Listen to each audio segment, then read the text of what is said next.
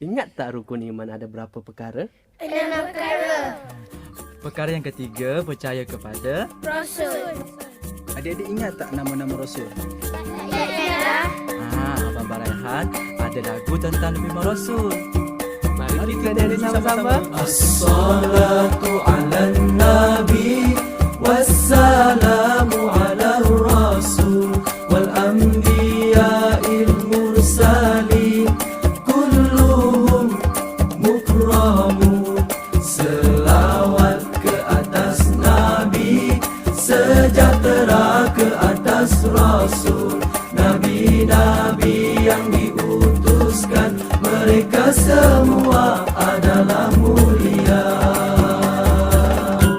Adam, Idris, Nuh, Hud, Saleh, Ibrahim, Lut, Ismail, Ishak, Yaqub, Yusuf, Ayyub, Syuaib, Musa, Harun, Zulkifli, Daud, Sulaiman, Ilyas, Ilyasa, Yunus, Zakaria, Yahya, Isa, wal akhiru khatimul anbiya, Muhammad al-Mustafa.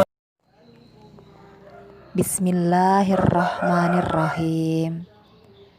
Assalamualaikum warahmatullahi wabarakatuh. Apa kabar anak-anakku? Apakah kalian sudah siap belajar? Semoga kalian sudah siap belajar. Semoga kalian dalam lindungan Allah Subhanahu wa Ta'ala diberikan kesehatan, kesempatan, dan keselamatan sehingga kalian bisa mengikuti materi pembelajaran hari ini sampai selesai.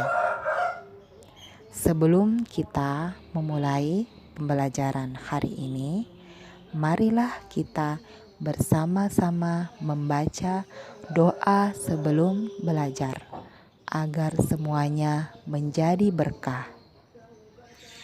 Bismillahirrahmanirrahim.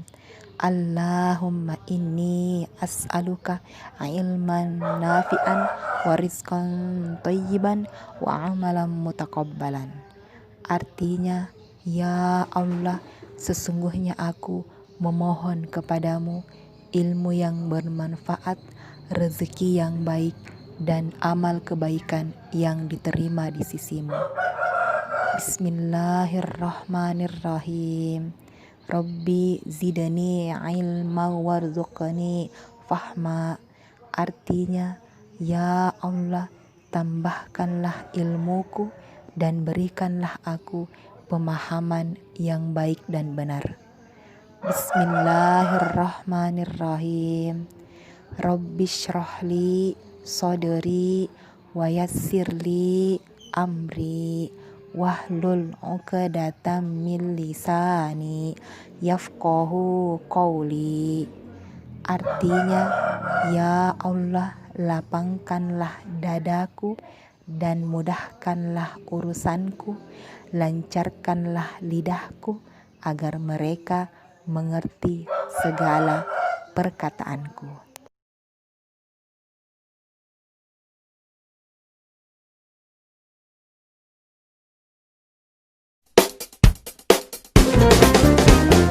Nabi Daud kecil, soleh dan berani, berbuat yang benar, menentang yang salah.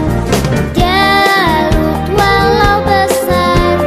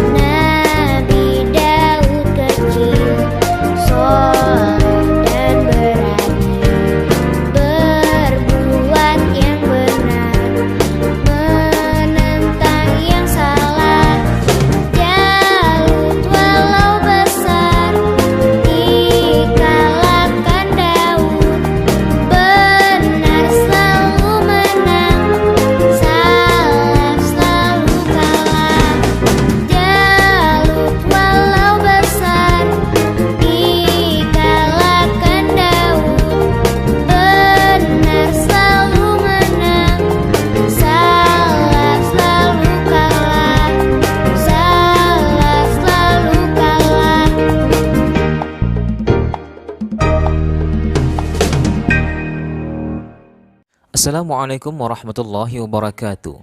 Bila Nabi Muhammad SAW dikenal sebagai nabi yang memiliki hati terlembut, kemudian Nabi Yusuf alaihissalam adalah pria paling tampan, maka Nabi Daud alaihissalam adalah nabi yang memiliki suara paling lembut.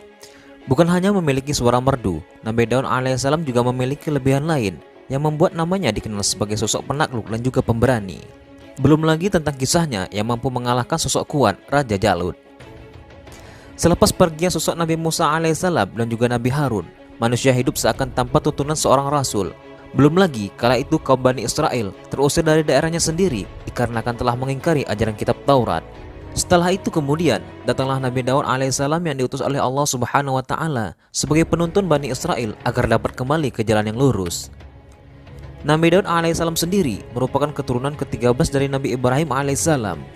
Garis keturunan itu diperoleh dari Nabi Ishak alaihissalam yang merupakan anak keduanya. Nama Nabi Daud alaihissalam juga dikenal sebagai David dalam agama Nasrani dan Yahudi. Saat mulai menginjak usia dewasa, Nabi Daud beserta kedua kakaknya turut berperang melawan pasukan dari Palestina yang dipimpin Jalut karena telah menjajah Bani Israel.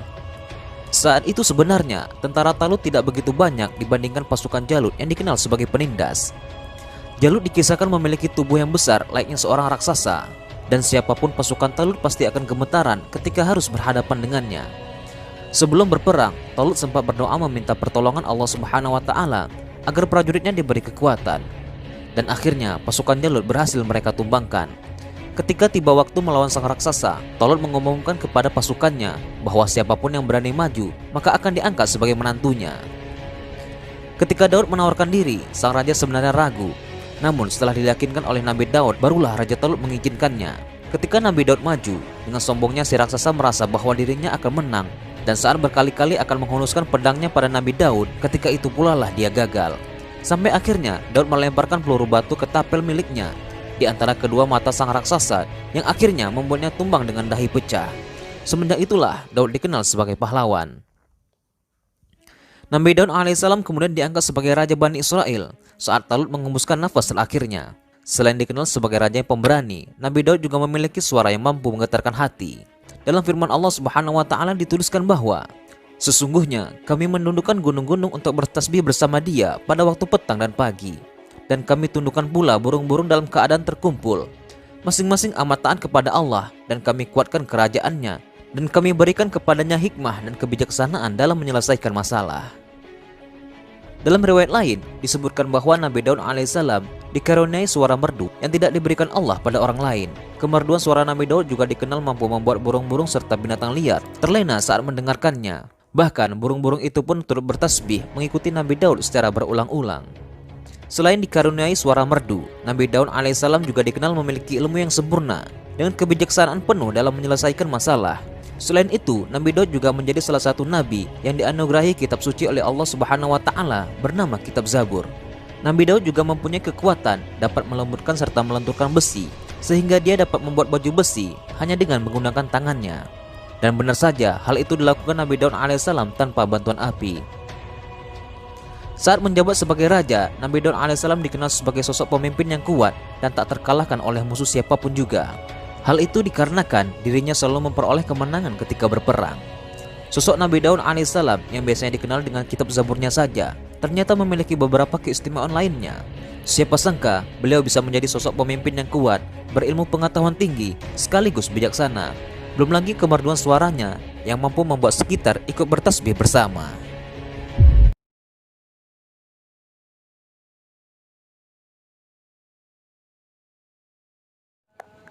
Baiklah anak-anakku, materi pembelajaran hari ini kita cukupkan sampai di sini.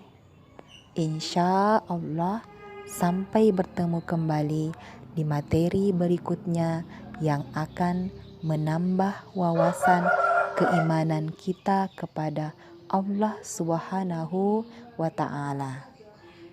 Sebelum kita mengakhiri pembelajaran hari ini, marilah kita bersama-sama membaca doa kedua orang tua.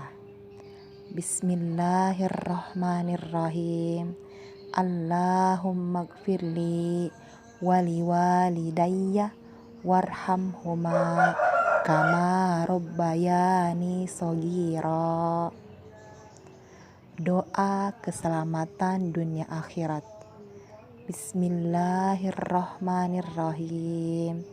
Rabbana atina fid dunya hasanatan wa fil akhirati hasanatan wa qina adzabannar.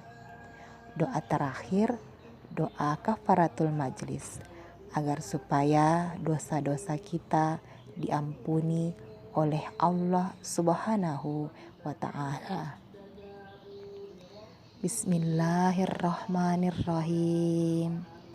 Subhanakallahumma wa bihamdik asyhadu an la ilaha illa anta astaghfiruka wa atubu ilaik.